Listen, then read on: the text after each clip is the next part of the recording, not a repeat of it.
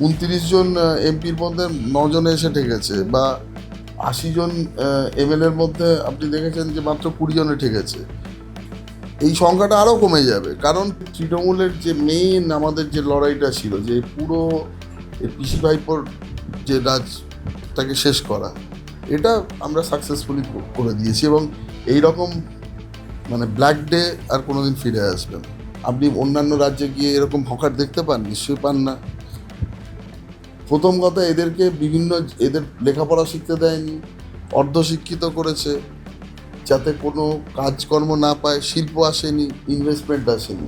সেই জন্যই এদের বাধ্য করেছে মানে মিনিমাম লাইভলিহুডের জন্য ট্রেনে, বাসে, রাস্তায় মানে এই ঝুপড়ি বানিয়ে এগুলো ক্লিয়ার না করলে কিভাবে হবে? 2 নম্বর কথা, এটা কোনো হকারদেরও ভাবার কোনো কারণ নেই যে আমরা তাদের প্রতি সহানুভূতিশীল নয়। আমরা স্মার্ট বাজার, ই বাজার, এগুলোর প্রত্যেকটা করে তাদের ঠিকমতো জায়গায় জায়গায় কিন্তু এরকম পুরো ধরুন যদি মডেল স্টেশন না হয়, বাস স্ট্যান্ড না হয়, রাস্তা যদি ক্লিয়ার না হয়, তাহলে তো কোনোভাবে শিল্প বা আসতে পারে না। তো সেই জায়গাটা তো, সেই অপরচুনিটিটাকে আপনাকে ক্রিয়েট করতেই হবে। হাই, আমি একটা বই পোকা। ছোটবেলা থেকেই মা বলতো পরীক্ষার আগে বইগুলো গুলে খেতে হবে। তো ব্যাপারটা আমি একটু বেশি সিরিয়াসলি নিয়ে ফেলেছিলাম। খুঁটিয়ে পড়তে গিয়ে বই খুঁটে খেয়ে ফেললাম। তাও ক্লাস 11-এর 2টো সেমিস্টারে একটাও কমন পেলাম না। কিন্তু 12-এর সেমিস্টারগুলোতে ছক্কা মেরেছি, কারণ আমি ডিসকভার করেছিলাম মৌলিক লাইব্রেরি প্রকাশিত সম্রাট সিরিজের সমস্ত এক্সক্লুসিভ সাজেশন বুক উইথ প্রচুর কমন পাওয়ার গ্যারান্টি, প্লাস টেস্টি ছিল। একসময় কোচবিহারের পুলিশ সুপার হিসেবে কর্মরত ছিলেন। তারপর শীতলকুচি কাণ্ড থেকে তার নাম আমাদের সামনে অনেক বেশিভাবে চলে আসে প্রচারে, কারণ শীতলকুচি কাণ্ডে তার সাসপেনশন, এবং 2024 সালে লোকসভায় নির্বাচনে দাঁড়ালেও সেখান থেকে তার মনোনয়নপত্র খারিজ করে দেওয়া হয়। সেই প্রাক্তন আইপিএস এবং সোনারপুর উত্তরের বর্তমান বিধায়ক দেবাশিস ধর আমাদের সঙ্গে রয়েছেন, কথা বলবো। প্রথমেই আসি এই যে শীতলকুচি কাণ্ড, এবং শীতলকুচি কাণ্ডের পর আপনার সাসপেনশন, এবং তারপরে আপনি পরবর্তী ক্ষেত্রে পুলিশি যে আপনার কাজ সেটা ছেড়ে দিলেন। কিভাবে এই যে তখন যে পুলিশ হিসেবে কর্মরত ছিলেন এবং এখন যে বিধায়ক, এই যে যাত্রাটা কিভাবে দেখছেন? দেখুন, ম্যাক্সিমাম লোক জানে না যে আমার সাসপেনশনটা কেন হয়েছিল। শীতলকুচি তো একটা মানে ঘটনা, আমার ওপরে কোনো অ্যালিগেশন চাপানোর জন্য কিছু না কিছু একটা করতে হতো। মানে সাসপেনশনের যেটা মেন বিষয়বস্তু ছিল, এটা অত্যন্ত হাস্যস্কর। পোস্টপোল ভায়োলেন্সে আমি নাকি ঠিকমতো ডিউটি পালন করতে পারিনি। আমি 2 তারিখে রেজাল্ট বেরিয়েছিল, 5 তারিখে বিকেলে আমায় সাসপেন্ড করা হয়েছিল 2.5 দিন। এই 2.5 দিনের মধ্যে পশ্চিমবঙ্গের আমি একমাত্র মানে বলতে পারেন আইপিএস অফিসার, বা আমি জানি না অন্য কোনো পুলিশ অফিসার করেছিলেন কিনা, আমি এই 2.5 দিনে 132 জন লোককে অ্যারেস্ট করেছিলাম। মানে তারপরেও মানে সাসপেনশন মানে সব থেকে হাস্যস্কর, পুরো পশ্চিমবঙ্গ যখন জ্বলছিল, আর তার মধ্যে আমি একমাত্র স্রোতের বিপরীতে, হ্যাঁ কুচবিহারেও অনেক ঘটনা ঘটেছিল, তাতেও ওই 2.5 দিনে আমি 132 জনকে অ্যারেস্ট করতে পেরেছিলাম। তারপরেও ওই চার্জে আমায় সাসপেন্ড করা হয়েছিল। মানে এটা নিয়েও কোর্টে গেলে এটা নিয়েও একটা মানে মজার খোরাক হতো সরকার।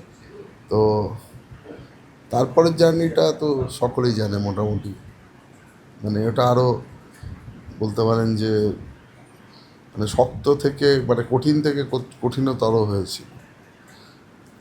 লোকসভা নির্বাচনে আপনি বীরভূমের প্রার্থী ছিলেন, বলতে গেলে ওটা তৃণমূলের গড়ই বলা চলে। এবারে বিধানসভা নির্বাচনে আপনি সোনারপুর উত্তরের প্রার্থী হলেন, এটাও কিন্তু সম্পূর্ণভাবে বলা চলে তৃণমূলের গড়, একেবারে 15 বছর ধরে রাজত্ব। এই যে তৃণমূলের গড়, একাধিক দুর্নীতি দেখেছেন, এই যে গড়কে ভেঙে দেওয়া, সেটা কিভাবে দেখছেন? দেখুন, বীরভূম যেটা অনেক সোজা ছিল। মানে আপনি যদি আমাকে বলেন কম্পেয়ার করতে, মানে সোনারপুর উত্তর যেটা অনেক কঠিন ছিল ইন কম্প্যারিজন উইথ সোনারপুর উত্তর। তার কারণ হচ্ছে বীরভূমে প্রথম কথা শতাব্দী রায় যে মানে আমি যখনই কোনো প্রচার করি আমি খুব ডিপে গিয়ে প্রচার করি, এবং প্রত্যেকটা মানে একটা ইলেকশনে মাইন্ডসেট থাকে, আর ওখানকার মানুষ কী চায় সেটা ভালো করে বুঝতে হয়। শতাব্দী রায়ের অ্যান্টি ইনকামবেন্সি ফ্যাক্টর ভীষণ বেশিভাবে ছিল। প্রথম কথা, বীরভূম আমার হাতের তালুর মতো চেনা। বীরভূমে যেটা আমি সুবিধা পেতাম, বীরভূমে বিরোধী শিবিরে ভাঙন, অর্থাৎ তৃণমূলের বেশ কয়েকজন যারা ওখানকার প্রতিষ্ঠিত লিডার, যারা প্রথমত কেষ্টমণ্ডল ফ্যাক্টর ছিল না, কেষ্টমণ্ডল তখন জেলে ছিল, অনুব্রত মণ্ডল, এবং বাকিরাও ম্যাক্সিমামই শতাব্দী রায়কে পছন্দ করতো না, এবং ইলেকশনের স্ট্র্যাটেজি হিসাবে তারা অলরেডি আমার সাথে যোগাযোগ করে ছিল এই শর্তে যে আমি ওনাদের কোনোভাবে যদি ডিস্টার্ব না করি ওরা আমাকে জিততে সাহায্য করবে। মানে একদম একটা ডিপ আন্ডারস্ট্যান্ডিং হয়েছিল।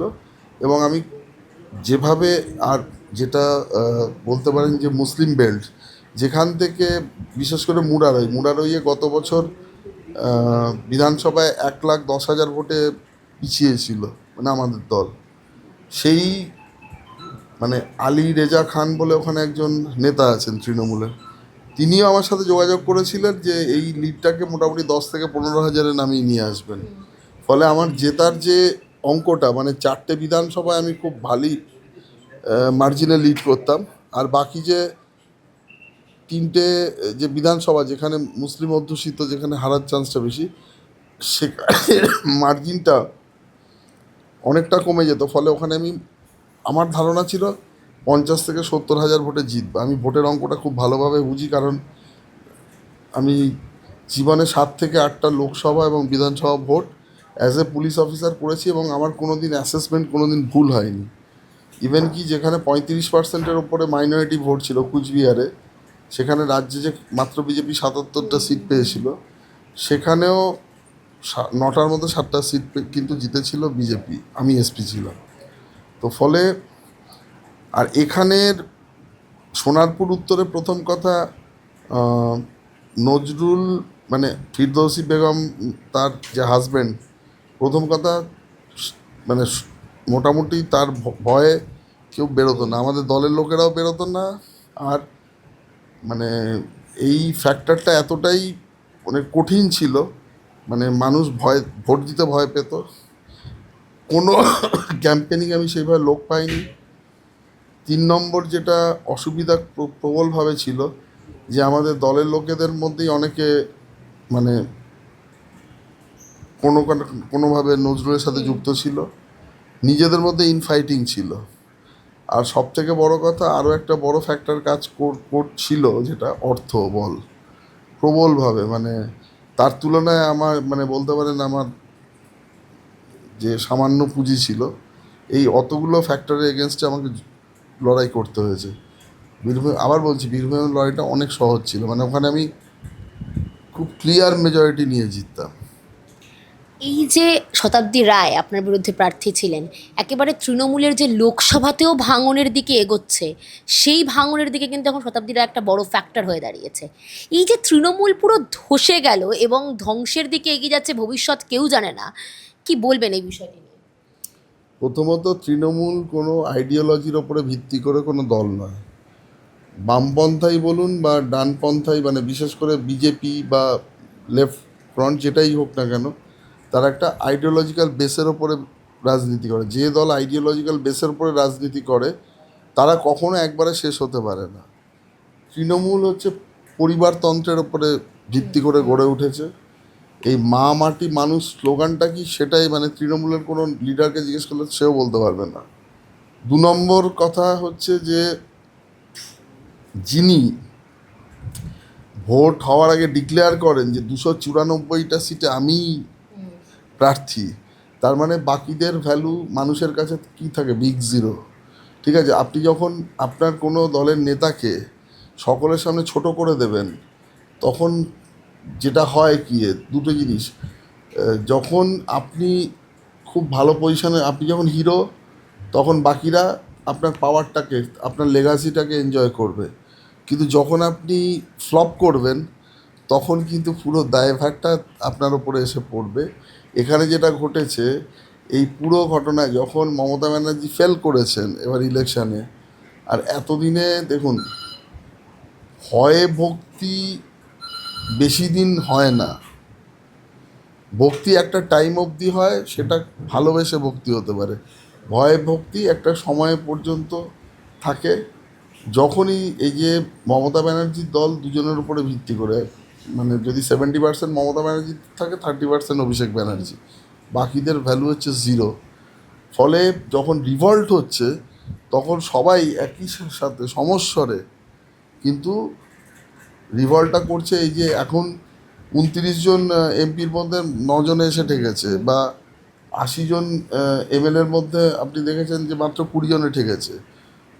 এই সংখ্যাটা আরও কমে যাবে, কারণ কেউ এটা চাইবে না যে যেহেতু পুরো মানে মেজর শেয়ার বা মেজর মানে সুবিধা একটা মানে পার্টিকুলার পরিবার ভোগ করেছে, বাকিরা কেন চাইতে যাবে বলুন তো? একটা সামান্য কারণে হয়তো তারা বেনিফিশিয়ারি।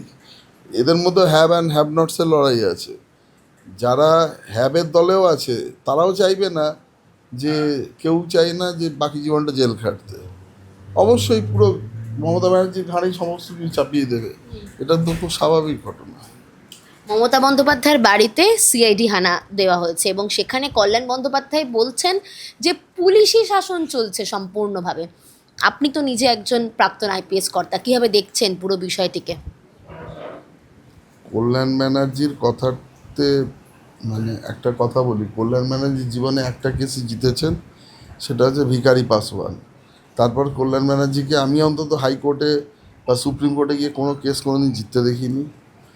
মানে দেখুন, জাজের ঘরে গিয়ে কিছু মানে মন গড়া বা খুব ভোকাল হলাম, তার সাথে কিন্তু কেসের মেরিট নির্ভর করে না। আর 2 নম্বর কথা, কল্যাণ ব্যানার্জি যেটা বলেছেন এটার খুব একটা এর মধ্যে মাথা না কামানোই ভালো। তার কারণ কল্যাণ ব্যানার্জি রাজনৈতিক স্টেটমেন্টও খুব বেশি ম্যাচিওর স্টেটমেন্ট উনি দেন না, ঠিক আছে? আর কল্যাণ ব্যানার্জি যেগুলো বলছেন, এমনিতেই দল এখন ভেঙে ছত্রখান হয়ে গেছে। কল্যাণ ব্যানার্জির কথা আগেও অনেকে মানে যেমন কল্যাণ ব্যানার্জির সাথে ওনার দলেরই এমএলএদের দেখেছেন কীভাবে ঝামেলা ছিল। কল্যাণ ব্যানার্জির সাথে আরামবাগের আগের এমপির ঝামেলা ছিল, এগুলো হয়েই এসছে। তো কল্যাণ ব্যানার্জিকে নিয়ে এত আলোচনা না করাটাই শ্রেয়। ভালো তৃণমূল, খারাপ তৃণমূল এখন দুটি ভাগ, এবং সেখান থেকে বারংবার বিরোধী দল বলছেন যে তৃণমূলের একাংশ বিজেপির সঙ্গে যোগাযোগ রাখছেন এবং বিজেপির মদতেই তৃণমূলের নাকি বিভাজন। কি বলবেন?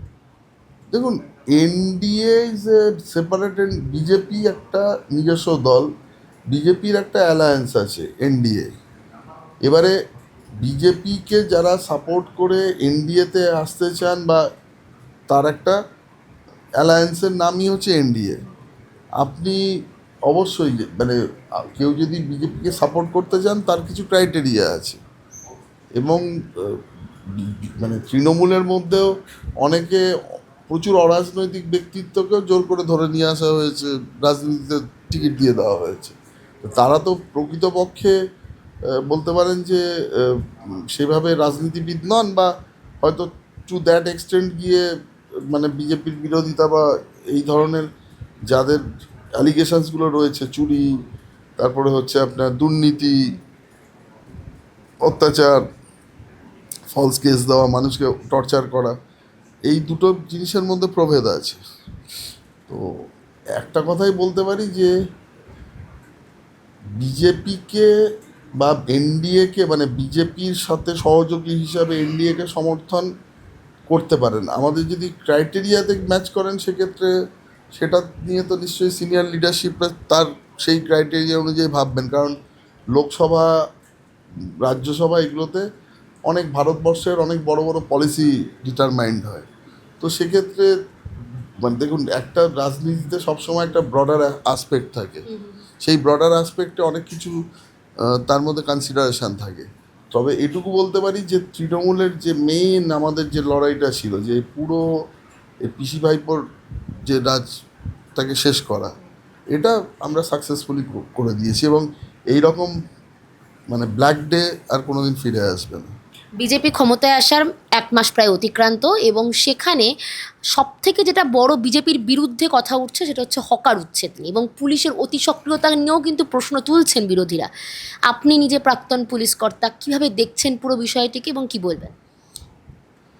দেখুন, হকার উচ্ছেদটা প্রথম কথা আমরা বলছি শিল্পায়ন হবে, ইনভেস্টমেন্ট আসবে, ইন্ডাস্ট্রি আসবে, কোথায় আসবে? রাস্তা দিয়ে গাড়ি চলে না, কোনোভাবে কিছু যেতে পারে না।